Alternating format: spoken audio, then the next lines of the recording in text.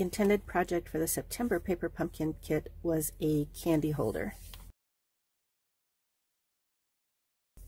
These are two-sided, so you can make them with the plaid out or with the stripes out. I'm going to save these. I might do something with them. Everything comes pre-scored.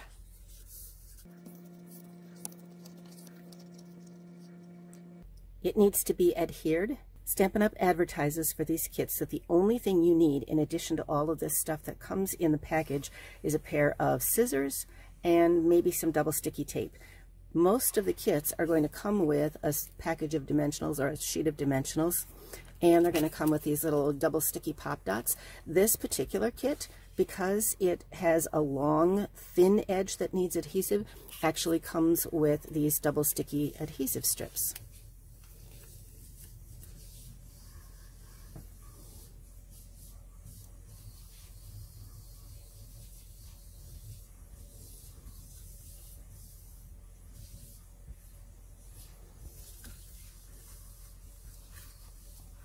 So I've decided to make the stripe in my outside.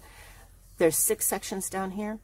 I'm just going to put it over like that. I'll end up with a 5-sided structure when I'm done.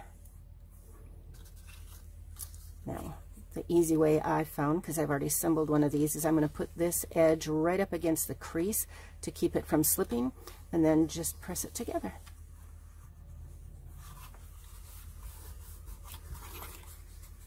So then I need my twine. I have a choice. I can decide if I want the black or the white.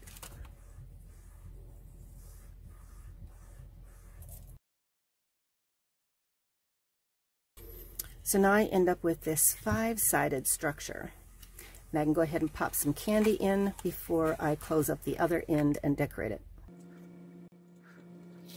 This particular kit comes with so much stuff in terms of punch-outs for layering together all kinds of cute little decorative pieces that can go on the outside of your little treat holder.